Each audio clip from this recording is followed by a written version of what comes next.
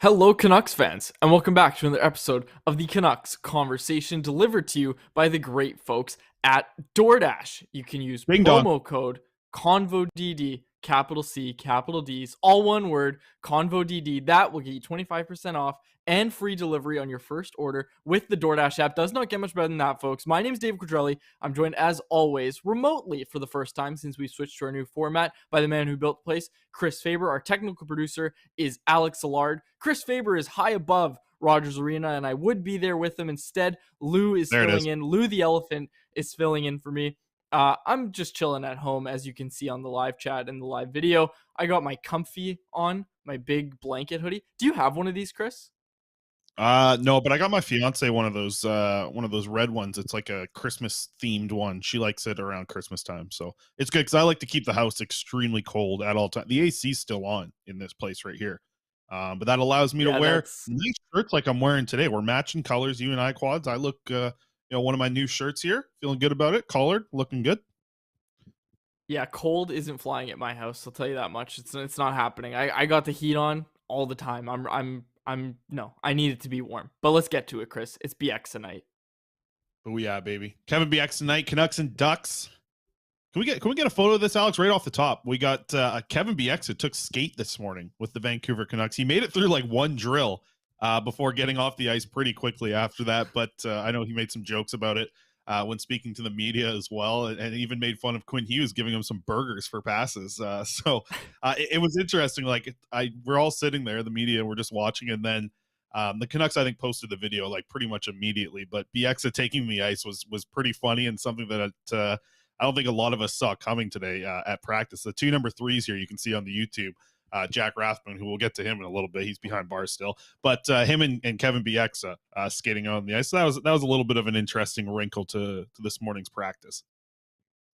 I wanted to quickly just touch on what Bo Horvat, and yeah, like you said, Jack Rathbone's still behind bars, and of course we're going to talk about that. But I did want to also, just for the live viewers, that photo of Jack Rathbone staring at Bieksa looks like he was just delivered the news that Bieksa is now playing ahead of him in the Canucks lineup. And honestly, it feels like everybody is going to get a shot before Jack Rathbone gets a real shot with this team. And we'll get to it. We'll get to it soon. But first, this is about Kevin Bieksa. I want to talk about Kevin Bieksa and what Bo Horvat had to say about Kevin Bieksa just being the ultimate leader, the ultimate teammate, all that sort of stuff. And they only played together for 1 year, but Bo was talking about how Bieksa was giving him crap about his weight in his first year. How Bo said that, yeah, you're not always playing all the time. You're not playing a ton. And, you eat pretty good here. So it kind of got away from him a little bit. And that was just really funny to hear Horvat kind of talk about that. But again, Horvat talking about how Bieksa is the ultimate leader, the ultimate teammate, all that sort of stuff. Someone sent me a joke immediately after seeing that I'm doing this from home, and they said, was yesterday just too much for you? And yeah, it was. Like, my voice was hurting after that, did not feel great after that. But you know what? We put it all out there, and the chat was here early. Shout out to the chat for being here before the show even started, talking about that rant. 90% of people seemed like they liked it, but the other 10% were very upset about it. So whatever, we'll get to it another time. Shout out to Knucklehead, Alien Pete, Lisa. They were all in here a little bit earlier, getting in here into the chat, and we see the chat's filling up very quickly here. By the way, Jett Woo joining us in about 10 minutes time. He's going to join us here at 1:15 if you're listening to this live. Excited to get Jett on the show here in a little bit. But we got the bottom feeders battle tonight. You can pull up the standings here, Alex. The bottom feeders of the NHL, the Vancouver Canucks and the Anaheim Ducks, squaring off tonight. It is a interesting game to kind of set up tonight because these two teams have been struggling. We obviously see the Vancouver Canucks worst in the league right now. And the Anaheim Ducks, I got to bring it up here. They're riding a 2-game winning streak right now. They've only got 3 wins on the season. 2 of those wins have come over their last 2 games. They just beat the Leafs 4-3 in overtime on Saturday night, which was obviously a big win for the Ducks, and a horrendous loss for the Leafs, as we saw. If you ended up watching or paying any attention to some of the Toronto media over the last couple of days, but they ended up winning last night. So the Leafs are back. And by the way, our Betway bet just hammered yesterday again. We are crushing it this week. I think we've hit every single day, just so people know. Betway, Betway. We'll get to that later. But then they also, the Ducks, that is, they ended up beating the Sharks in a shootout by a score 6-5. So lots of goals being scored by the Ducks over the past couple games. And it's going to be interesting to see how that matches up against the Vancouver Canucks, who, by the way, have changed up their lines again. So we'll get to these lines right now with the Vancouver Canucks. We still see the top six staying the same. Connor Garland, Bo Horvat, JT Miller, they're going to be the top line. Ilya Mikheyev, Elias Pettersson, and Andrei Kuzmenko playing on the second pairing together. But Sheldon Dries gets the call-up today, and the call-up is going to send him right into the lineup. He's going to be centering a line of Tanner Pearson and Vasily Podkolzin. And our fourth line tonight, Dakota Joshua, Niels Amon, and Jack Studnicka, who confirmed a little bit on how to pronounce his name today, which was nice. The name I didn't mention there in the top 12 quads, Niels Hoglander. Doesn't look like he's going to be in the lineup tonight. He didn't take part in any of the line rushes today. When they went to the power play units, there was 3 players down on the other end of the ice. One was Hoglander. The other one was Rathbone and Burrows. What do you think about Hoglander potentially being a scratch tonight from the way the lines looked? Look, I don't have the energy to do this today, Chris. I'm not doing this again. I'm not doing it. I've said it before. Free Jack. I'm pointing to a comment instead. Kai Howard jumped in the chat early and said, how are Hogs, Rathbone, Burrows the odd men out after last game? If they can't play against one of the worst teams in the NHL, when can they play? Respectfully, we know who Dries and Stillman are. I completely agree with Kai here. And I just want to point out, this is the 32nd ranked penalty kill going up against the 31st ranked penalty kill. Special teams are going to play a huge part tonight. Look, if like Kai said, if you can't get Rathbone specifically, I want to focus on Rathbone because of course I do. If you can't get Rathbone into the lineup against, arguably the only team worse than you in the league right now, based on standings and a couple of other things, if he can't get in against Anaheim, who is he going to get in against? Like, we are heading to the Canucks tanking all of Jack Rathbone's trade value and then having to trade him for next to nothing. Like, that's what we're going toward. And again, I understand, Bruce Boudreau's idea that, well, Stillman's a stay-at-home guy, Bear's a little bit of a better skater than Myers is, so maybe he'll work better with OEL. And that was Boudreau's explanation for the line combinations tonight, but you still got to find a way to get Jack Rathbone in that lineup. And today, people were tweeting their line combinations at me after I tweeted #FreeJack. There were a lot of good ones. And you know what, Chris? None of them had OEL in there. And again, if you have a game as bad as OEL had on Tuesday night against the Devils, and we've talked about it, I'm not going to get into it again. I'm not going to rip on one guy. But if you play like that, Jack Rathbone needs to be playing ahead of you, right? Like, I'm not going to get into this again, but we all know I probably will. I'm going to do my best. But again, we've talked about how Jack Rathbone not only is one of the better defensemen on this team. Look, Canucks have won 2 of the 3 games that he's played in. He's watched them lose 7 times from the press box. Okay, it's that simple. It's not that simple, sure. But Jack Rathbone, you have long-term ideas with, if that makes sense. Like, you want him to develop more into more than what he is now. And I think that's what the problem is. We're seeing, the justification be, well, Stillman's a stay-at-home guy. He's fine with Myers. Maybe he gives you a marginally better chance at winning the game, although I would very much so disagree with that. Maybe he gives you a better chance now. Sure, like I'll even give you that. Maybe he gives you a better chance now than Rathbone does, but Riley Stillman's not developing into a top 4 defenseman, which is what he's going to be used as in an NHL game tonight. Jack Rathbone has that potential to become one of those top 4 puck-moving defensemen, which the Canucks need him to be. I don't understand where we're going with this. Like, again, I don't, honestly, like, I don't really understand the thought process behind keeping Rathbone, and hell, even keeping Burrows out of the lineup again. It's just, it's a bit of a head scratcher. Like, I would rather see Kyle Burrows and Jack Rathbone skate on the same pairing. And even if you want to keep OEL in the lineup that bad, you've got the idea of either Rathbone, Burrows on the same pair, and then, you may have to make some tough decisions there. But there's a world where Stillman and OEL come out and you just put in Rathbone, Burrows together, right? Like, there's a world where that's your pairing, where you have a Rathbone Bear pairing, and then you put Burrows with Myers, Burrows playing the left side. Like, again, I don't want to get too into this. Everybody knows I already probably have, but it's just, in my mind, OEL shouldn't be playing after that game. He shouldn't.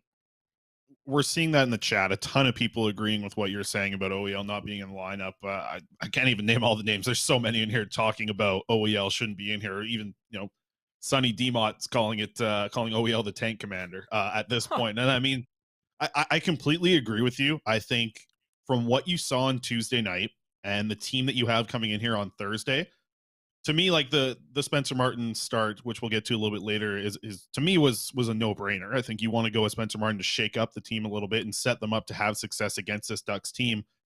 I would have really thought the same thing could have happened to some players on the defense core. And whether you look at it as just like a maintenance day or whatever you want to call it for OEL, give him the night off. You're playing against one of the worst teams in the NHL. You have Jack Rathbone here, who I agree with pretty much everything you just said in your mini rant. So, whatever you're going to show up tomorrow, you keep ranting like this, Quads, you're not going to show up here at all. But with Rathbone, I completely agree. I think about it. He's on a 2-year deal with this Vancouver Canucks team. They were expecting him to be an NHLer.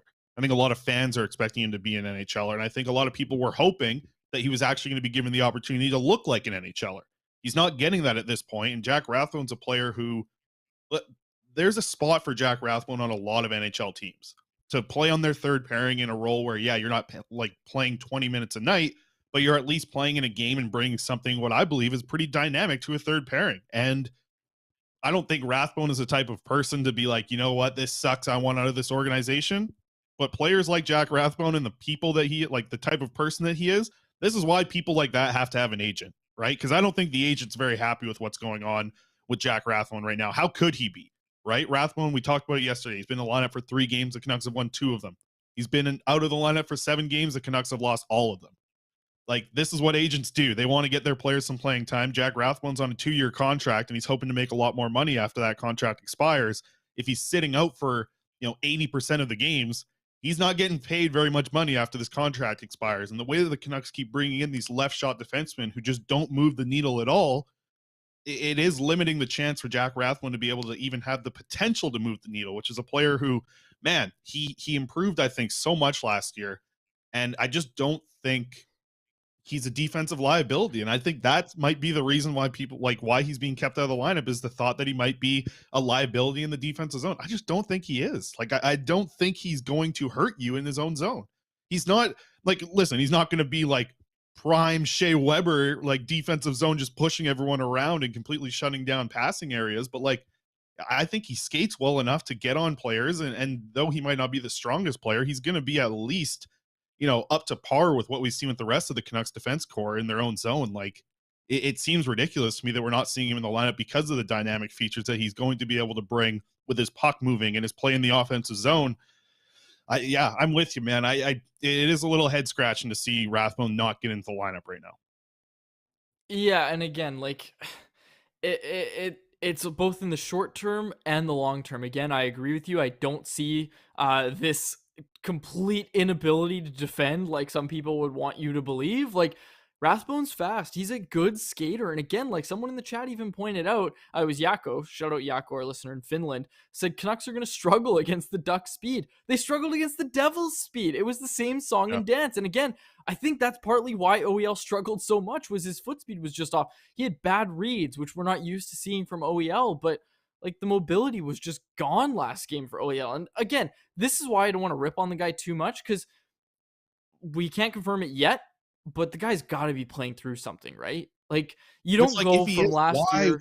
Why are you still putting him out there if he is even if he's dealing with the most minor thing, that you have options? You have a great option sitting there with Jack Rathbone. He was on the ice for 3 goals the other day. OEL was not on the ice for the empty netter. 3 of the 4 goals that were actually scored on the goaltender, OEL's on the ice for.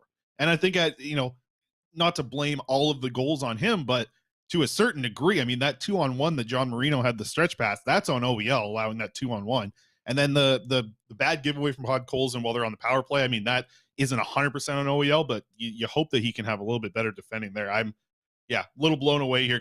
Alex, can you pull up the Ducks lines here? Let's just have a quick look at the Duck before we get to Jett Woo, who's going to be joining us in just a minute here. Looking at what the Ducks are going to put together here, Adam Henrique, Trevor Zegras, and Frank Vetrano on their top line. Troy Terry, he's playing on the second line. He's leading the team right now, 12 points in 10 games, and Zegras leading the way in goals with 6. We're not going to see Jamie Drysdale tonight. He is still injured, so that's a good thing for the Canucks if you're looking to bet on them potentially being winners tonight. But There is some skill when you look throughout this Ducks lineup. They're not just a team that is in 100% tank mode. They have some skill there on this team. They do, absolutely. And again, I'm thinking Mason McTavish is really going to come alive this season. He was my pick to win the Calder. I know Shane Pinto's been fantastic in Ottawa. Shane Pinto, actually, I read this. I don't know if you caught this. He had the best goals per game for the first month of a rookie season in the NHL since Elias Pettersson did it in his first season with the Canucks. And again, we all remember that month with Pettersson, right? Pinto's putting up goals. He's not putting up assists like Pettersson was, but Pinto's scoring a lot of goals. So again, like, I know we both picked our guys for the Calder. I picked McTavish, but Pinto, I've been surprised by Pinto. And again, we're not going to get too into Shane Pinto. I know this is about the Anaheim Ducks and their lineup, but you're right. They're no slouch. Like, it's not going to be an easy win. And I understand there's no easy win in the NHL, but look, like, this is a fast team, right? Like, Troy Terry's on this team's second line, as we just saw. Troy Terry's a good goal scorer in the NHL. It's not going to be an easy win. It's not going to be an easy win for the Canucks by any means. Obviously, you hope that they can get up for Kevin Bieksa night, right? He shared that he had gave the players a little bit of a speech and talked a lot about culture, and you hope that message resonated a little bit, because what they had back then when Bieksa was on the team compared to what they have now, it's night and day. Absolutely. Well, hey, let's get to our guest here. Plays a little bit. Maybe appreciated the way that Kevin Bieksa played. Jett Woo joining us now from the Abbotsford Canucks. Jett, any memories of Kevin Bieksa? Do you have any growing up watching him? None growing up, but just I know when I was drafted, I saw the Twitter and my buddies telling me just kind of what he was about. So obviously, when I watched some of his videos and fights, so kind of funny you're talking about him now and what he's doing and signing that one day contract, whatever it was. But cool to see it. It's pretty cool to see a veteran out there, like, a retired guy on the ice. We were a little shocked today. He actually took the morning skate with the team and surprised us a little bit. He's even lining up with Quinn Hughes as a pairing. So it's going to be an interesting night, obviously, here in Vancouver. But you guys got another big weekend here. Hey, Jett, how was opening weekend for you? I mean, it was nice to get back in the Abbotsford Center, obviously, see all the fans. For you, what takeaways did you have from the opening weekend for you guys out there? Yeah, it was exciting. It felt like forever since we played a home game. Last year playing in Winnipeg and then Bakersfield to end off the season, and then playing a couple of road games before our home opener. So to go in and to win the first game in front of a big crowd, it was exciting. And I know we all had a lot of jitters before, but it was a good game and we had a lot of fun. Okay, so you'll have to forgive me for my comfy. I completely forgot that we were having a guest on the show, so I took off my hood. You know what? I think I have the same one. I might have the same. Do you really? Yeah, I think it's I have fantastic. Yeah, it's awesome. Yeah, oh yeah. Fantastic. Well, now I'm more excited to even talk to you. So you channeled your inner Kevin Bieksa with that hit that we saw on the weekend. What was going through your head there? It was the hit heard around the world. Yeah, no, it was honestly at the time I didn't even think it was that big of a hit or anything. I just kind of saw the play develop, and then I saw their guy was kind of leaving the zone, and I just kind of tried to rush back and get him. And I was telling everyone I was so surprised that he actually tried to toe drag there, because I'm watching it now, and he had a lane to shoot it or try to drive, but I had the perfect gap and angle for it to hit him, and he just kind of lined it up for me. Grab my stick, turn around, I see Kalanick going fake slap shot on the blue line, go and pass it for a goal, and I just remember selling and pumping up the crowd from our own blue line all the way to the huddle. So it was pretty funny, and then just getting to the bench and everyone was all hyped up about it. It was a good feeling. I got to think the bench just going absolutely nuts on that. Like, I know you guys have had some pretty fun moments in your time with this organization, but man, like any bigger hyped up moment than that one, Jett? I mean, the fact that you lay this huge hit, you guys come down and just make a great passing play to score a goal. Like, I'm sure everybody was just going nuts in the arena at the time. That's I think in my eyes the loudest we've ever heard the Abbotsford Center, aside from maybe the cheers for Noah Juleson when he gets introduced. Yep, yeah. I think there's been a couple exciting moments, but I think to hear the crowd that loud without a goal horn sound, just all natural, I think that was pretty exciting. And then the fact that they went and finished off the play down the other end was just the icing. So it was a really cool feeling.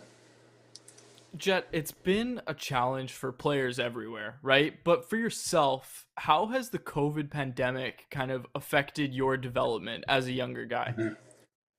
Yeah, I think everyone's kind of gone through it different. Everyone has their own, what they want to say about COVID. I know when I had COVID, it hit me pretty hard the first time I was in Utica. I think it took me about 16 days or 17 days, and I grew up with asthma, so it kind of hit me pretty hard in breathing and everything. Um, but getting through that and then coming to Abbotsford last year and thinking, it was kind of starting to go away and then it came back. I think for me it was tough. I think I had my first injury with maybe it was I think it was a concussion, um, and then came back. Then I had COVID. Missed a couple of games for that. Came back for a game and then hurt my wrist. Out for 7.5 weeks. I think it was just a lot of ups and downs for me. Couldn't really get a feel for the game, but um, you know, coming into this season, I feel a lot better, and I feel like these last couple of games I've been able to find my game. Skate, move my feet, and it's been paying off. So I'm happy for this season right now. And I think Canucks fans, they look at you being drafted in the second round, seeing development over the past couple of years. You mentioned it there, there has been a lot of bumps in the road. How good are you just feeling after having an off season, being able to work on your game, come back? I know, speaking to Jeremy Colleton on the weekend, he says he's been very impressed in what you're bringing this year. He obviously didn't have you last year, but to see what you're bringing to this team right now, you seem to be a guy who's fitting in the top four of that defense core pretty good. How much better are you feeling this season than maybe over the past couple, Chet? Yeah, a lot. And I think one thing that I did this off season was compared to every other season. Everyone, goes to the gym, works out, lifts. Everyone skates. This year, I really took the time to go over video and watch my shifts over during the summer, and kind of see where my best games were compared to my worst games. Because I know there are times where I felt like I had really good games, and then there's times obviously where I didn't, and I just didn't know um, where I was kind of going wrong during the season. So I took that time in the off season to kind of figure it out. And I think so far I've been able to find my game. I had a great camp, and felt good there. And I think for me it's just consistency now, and to show that I can do it night in night out, and be reliable. The third season now in the AHL. How much better do you feel about yourself playing in this league? We talked about bumps in the road on the way here, but this season, you must feel pretty at home right now in the AHL, and probably, starting to look down the road at, potentially getting a call up to the NHL down the road here. Yeah, I think just my confidence is a little bit more. I think being able to know the system and how practices are run, what the coaches expect, I think are all big things for me. So um, I can look back at my first 3 or 4 years in junior. My first 2 years, a little bit nervous or hesitant at times. Jumping up or making a pass or even speaking out in practice, asking questions, but my third year was a little bit more of a leadership role, expecting more of myself, and I think that's kind of like what it is now. Um, and we got a lot of leaders in the dressing room that just makes it a lot easier. How are you liking the new head coach here? Obviously, you had Trent Cull for a couple of years. Jeremy Colleton comes in. This guy's got a ton of experience for how young he is. Yeah. Obviously, him in the NHL. Al Spence getting some play over there in Sweden, but also NHL, AHL. How's the new coach fitting with you? No, it's been great, and I think everyone else would be saying the same thing. Yeah, we had Trent. I had Trent for 2 years, and now to have JC's is I'm excited. I think I've had two really good coaches. So, like I said, I don't think anyone's got anything bad to say, and even just the little things like practicing our back checking or getting off the ice quick, and just the little things that we're working on to take over a game is you wouldn't expect or you wouldn't think to do. So it's another way to look at the game, and it's good for all of us. I know Quads probably wants to ask this question, but Archer Seelovs, young guy, still 21 years old, I think, taking a big jump, looking like your guys' starter this year. How much better is he looking this year compared to even last year? Yeah, yeah, no, you're bang on, and we have two really good goalies, and when Mikey was here, he's a good goalie too. So, we have a lot of confidence in them, and they're fun to have in their room. So, definitely not a lot of things bad you can say about them either. All right. We've been asking all the Abbotsford Canucks players this about the fishing out there. Jett, I know you're record holder for catfish out there in Manitoba as well. But we heard last week from John Stevens told us that though Vinny Arsenault, all he does is talk about fishing and lobster fishing and all this, he's been striking out pretty hard, I hear, on the river. What's going on there? That's what Johnny said. Yeah. Oh wow, Yep. yeah, you called him out, I guess. No, last year a couple of us went down, um, tried to find a couple of rivers, and we didn't really know what we're doing. This year, a couple more fishermen on the team apparently, and go to Cabela's or Fred's and get some stuff going. A lot of guys have spent a lot of money. Let's just say that on tackling gear and haven't caught anything. So, I think maybe that's what he's getting at, but. Um, no, a couple guys have caught some big fish. I know Waddy's been great at it. I think Locks has caught a couple, so it's fun. But hopefully it doesn't get too cold so we can keep going. But yeah, no, a lot more fishermen this year. Being out here with the Fraser River so close, I think I talked with you about this last year a little bit about sturgeon fishing. Like that's still got to be on the list for you guys here to get together and go and get one of Oh those, yeah, because I'm sure as a guy grew up fishing, I mean this sturgeon fishing to hold a 7-foot fish has got to be on the bucket list, right? yeah, oh yeah, absolutely. I know. After we talked last time about it, I know there's a couple people that reached out about maybe taking us as a guide or whatever. So we talked about it as a team, and we were planning to do that before it got cold, November, December. But it looks like that time might have passed. I'm not too sure what it's like now, but it's definitely on our bucket list for after the holiday. So I think I asked you this last year, but or I asked a few of the players this last year. Who do you think would be the most scared to hold a 7-foot sturgeon? Because you get together, you hold the fish. Like maybe some guys are going to be afraid to go near the mouth. On this team, this Abbotsford Canucks team, who do you think would be the most scared to hold a sturgeon? Man, I don't know. That's such a tough question. Um, I think there's two ways I can go about answering that, but I'm not gonna bring my buddies. I'm not gonna say that, but I All don't know. right. Maybe one of the Euro guys. I think I don't know if they've ever fished or held a fish. So I think Climmer would be kind of funny to watch hold a fish. I think that'd be Yeah. real funny actually. But no, everyone seems to be into fishing and wanting to do it. So it'll be that'll be kind of interesting. Hey, we were pretty happy to see. Speaking of Klimovich, there when we were out at the Young Stars tournament, he was able to do a full interview in English this year. How much Yeah. more comfortable are you looking now after having a summer of staying here in Vancouver and really just kind of learning what it's like to have a summer in North America and speak the language? How much different is it from last year to this year, especially at the start of the season? Do you think with him? Yeah, it's night and day. I know when I first came in and I saw him and got to talk to him. It's night and day how good his English has gotten. So it's impressive. I know if I ever went to Russia or went to a different country or whatever and had to learn a language, I know it'd take me a lot more time than that. So he's pretty dedicated to learning, and I know there's times we'll be in a conversation with someone else and he'll overhear a word and he'll ask what it means, and then you got to kind of explain to him, but then he'll get it the next day. So it is impressive. I will give him that. It's hard to do, and he's been really good at it. Well, Jett, we appreciate you joining us here, and sorry for putting you on the spot with the fishing question. I know it's a tough one to That's answer. no problem. That's no problem. Appreciate you taking out the time. I know you guys got another big weekend here hosting games at the Abbotsford Center, and we'll be out there Friday to check you out, man. So best of luck this weekend. Awesome. Okay, thanks for having me. You betcha. There he is, Jett Woo, defenseman for the Abbotsford Canucks. Good little chat there, and he mentioned it. Your boy, Quads, Archer Seelov's much better this season, making improvements as the young goaltender. Yeah. Should I bring it up that yesterday I was talking about the 10% of people who hated the Demko take?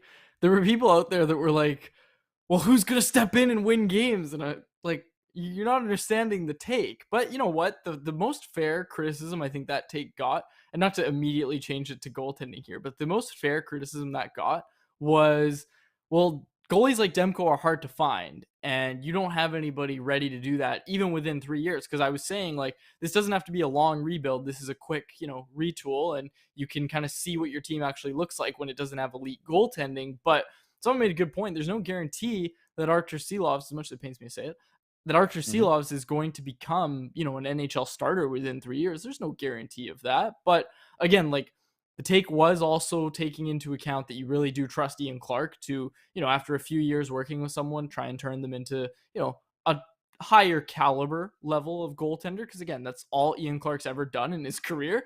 So again, I'm sure it would be a challenge. I'm sure it wouldn't put the Canucks in the best spot to win games right away. But again, like, you don't want any more quick shortcuts and retools. And again, Yako pointed out in the chat, as I said that out loud, he said, no quick shortcut retools anymore. He literally said that as I said it. So yeah, Absolutely. I just wanted to get that in there. Yeah, and quickly wanted to just mention as well, all of our guests brought to you by the great folks at Zephyr Epic. And Quads, I got I just ordered another Pokemon card the other day. Do you want to see my newest Pokemon card here live on the stream? You ordered and it's there already? That's got to be Zephyr Epic shipping. Okay, what do you got for us? You've got a Zapdos. Is that the 99 Yes, edition? that is Wow, an that's a original nice looking card. Zapdos. Oh, it's beautiful. I added to the collection there. All right, let's. You mentioned goaltenders there. I know you said you don't want to dive into goaltender talk, but we can see next thing there on the bottom, the little ticker there. You can move it forward, Alex. There he is. Alex loves that. It's his favorite thing to do. Moving to the next thing, Spencer Martin's season, which we saw Spencer Martin today. I saw him chatting with Ian Clark before, and then I look behind me. Kevin Woodley's like, "Hey, if you're getting that talk from Ian Clark, you're probably starting." He was also the first goalie off the ice, and later confirmed by Bruce Boudreau. Spencer Martin getting into the net tonight. I don't want to say I called it, Quads, but I did call it. You did call it. I can't even deny it. You did call it. I'm impressed. I'm impressed. And again, like, I wanted to get this in there because I brought it up on a recent show that we did, but I had a pretty lengthy chat with Spencer Martin after that game against Pittsburgh. And it means the world to this guy to be trusted to not only be Thatcher Demko's backup, but to get games in and play to a level where the Canucks can get wins. Now, I am not trying to say at all that there's a goalie controversy or anything like that. All I'm saying is that it means a lot to Spencer Martin that he's not an automatic loss when he goes in and plays games. Like, that's all he wants to do. All he wants to do is provide this team with good goaltending when Thatcher Demko, who, like, sure, he's had a tough start to the season. I understand that, but Thatcher Demko's a world-class goaltender, right? So if Spencer Martin can hold down the fort while Demko's out of the net, and again, like, Demko's struggling right now, so in a way, Spencer Martin's picking up Demko in a way, right? And again, like, we'll see how he does tonight against Anaheim, but Spencer Martin has done nothing but get points when he's in the net for this team, and he's had strong showings this year too. Like, he's only had 2 starts, but again, like, he mentioned, and he's a competitor, right? He mentioned to me that, it sucks to lose that game in Columbus because it was right there, and he was really kicking himself for that Johnny Gaudreau goal where he totally lost his post. It was an error. It was an error on his part. Johnny Gaudreau's a great player, but Spencer Martin's got to have that save, and he knows that, right? He's not. I'm not trying to say that it's eating away at him, but he said, like, I was really frustrated about that Columbus game because I felt like we were right there, like it was right there, and we could have won. And again, it went to OT. They got the point, but Spencer Martin wants that win. He's going to go out and try and look for that win tonight too. Yeah, still no losses in regulation, like you brought up, Alex. You can pull up the stats here for Spencer Martin this season. Just a couple of starts on the year. But I have found it interesting, and something you just said there kind of triggered something with this. Just like, you want to watch this relationship between these two goaltenders grow, right? Like, Spencer Martin's going to be here for 2 years. Everything that he's done at the NHL level points to me that, like, this is going to be his spot as the Canucks backup for at least the time in his contract here. Like, he hasn't fallen off completely at some game. The game against Pittsburgh, he was excellent, making 34 saves on 35 shots, gets them a win in that one. And listen, you brought it up. Like, I don't think it's going to be a controversy between these two goaltenders at any point, unless things really change over the next kind of 2 months here. But to have Spencer Martin be able to come in here and just look like a backup, right? Look like a decent backup. The Canucks are paying this guy nearly the minimum to play for the next 2 seasons. I mean, if you look at it, like, the Canucks' goaltending and what they make on the cap is incredibly low. They're just over $6 million for what they're getting from Thatcher Demko and Spencer Martin this season. And if Martin's able to I just think that, like, from all we saw from Spencer Martin last season, all he needs to do is have like 6 to 10 starts that were that quality this year. That's all he needs to do. He doesn't need to be as good as he was last season in 20 games that he gets into the season. Just have like a maximum of 10. If he can have 10 starts where he's just good, I think you're completely happy with that in the backup position that you're getting from Spencer Martin. Because when Spencer Martin is good, he's actually very damn good in the NHL when he plays well. I don't think it's going to be the thing that we're going to see. We're not going to see a 955 save percentage as he goes through his NHL career. But heck, if he's able to do that, like I said, 6 to 10 times throughout the season and get you, 5 to 7 wins in those 10 games where he plays good, that's all you're asking from a backup, especially when you have Thatcher Demko as your starter. Yeah, absolutely. And shout out Curtis Sanford. I know he's kind of going through it right now with what's going on in Toronto with the Maple Leafs, where he's now the goaltending coach there. But shout out Curtis Sanford. Like, Curtis Sanford spotted Spencer Martin when he was playing for Syracuse, and Curtis was with the Utica Comets at the time. Like, it was Curtis Sanford that first floated Spencer Martin's name to Ryan Johnson, right? As somebody Right. that, hey, maybe if we could get this guy, that might be good. And then, it was Curtis Sanford that developed him too, right? And again, the proof's in the pudding with the Ian Clark kind of system, because that's what Curtis was teaching Spencer Martin. But again, like, obviously some credit needs to go to Ian Clark as well. But Curtis Sanford, like, shout out Curtis Sanford, because he found this guy. He thought he could do something with him, and he did. Like, he developed Spencer Martin into an NHL goaltender. And I know Ian Clark's going to get a lot of the credit, but Curtis Sanford really does deserve some kudos here. And that's going to be the interesting thing. Obviously, watching Ian Clark work with goaltenders here in Vancouver, we know what he can do. And you brought up the thing about Demko yesterday. If that triggers a rebuild, it's going to be interesting to see how things play out over the next couple of weeks here. I think there's a lot of good energy around the rink today because of Kevin Bieksa tonight and all that stuff. But it is going to be, that could change very quickly if the Canucks are down 3-0 after the first period, right? Like this, you could start to look towards real changes actually happening soon. And I know you brought it up yesterday that maybe you don't have to wait for another loss, because how long has it felt like for Vancouver Canucks fans of just saying like, hey, if they lose again tonight, things change, and then they happen to win that game. It'll be interesting to watch how things play out here a little bit. But I wanted to quickly dive into one thing from the lineup a little bit. And it's the line of Kuzmenko, Pettersson, and Mikheyev, who, listen, all season long, I think Kuzmenko and Pettersson have been an excellent pairing together, right? I think that duo specifically has looked really good. Mikheyev's been a part of that line as well. But I do have some stats from the Kuzmenko, Petey, Mikheyev line that we can get Alex to pull up here.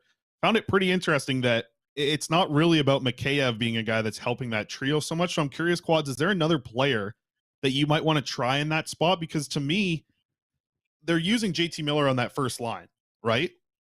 Would you not want to make Pettersson's line your top line and maybe put Miller there instead of Mikheyev? Are you going to get more offense out of that? Because looking at that trio together, they've got a 46%, or I guess 47% Corsi when they're playing together. But without Mikheyev, nearly 65% Corsi for that. The scoring chance numbers are up. The goals are up. The expected goals are up. I'm curious if you want to load up some offense with Pettersson and Kuzmenko and maybe go with a different option instead of Mikheyev, who Mikheyev might look good on Horvat's wing as well. So I'm curious to get your thoughts on here if you think they should roll with Mikheyev, or if you have another option to maybe play with Pettersson and Kuzmenko at 5-on-5. I think it's hard to find one other than JT Miller. Like, maybe if it's Leopold Colson, but he's not really going right now, and the ice time kind of reflects that. Now, I'm willing to listen to the argument that the ice time, his performance is the reflection of his ice time, if that makes sense. Like, it's a result of him getting little ice time, but I also think there's, it's not so black and white. I think there's the truth is somewhere in the middle, that he's getting low ice time because he's not playing at his best right now. I think Podkolzin's going to be fine, but I think one way to get him going would be to play him with Andrei Kuzmenko and Elias Pettersson. So you're right. JT Miller's, a fine option there. He's an offense first guy. He's better on the wing. I understand all that. He's had success playing on the wing when Elias Pettersson's on his line, because he's able to take those faceoffs for Pettersson, something Pettersson's not super strong at and Miller's actually pretty good at. So they kind of make that defensive switch, right? It works. It's a proven method and it works. So yeah, I think that's fine. But I also think getting Podkolzin going matters too. And a way to do that is potentially playing him with Kuzmenko and Pettersson. Question in the chat: what about when Besser gets back? Is that an option to go with there? And where would Mikheyev maybe go if Besser goes in that spot? Because I think that you want to load up some offense there. And I like Mikheyev. I think he does a lot of things well, but I don't think he's the finisher that maybe you want with, like, Kuzmenko's impressed me with his passing, and Pettersson, we are obviously know about what he can do as a playmaker.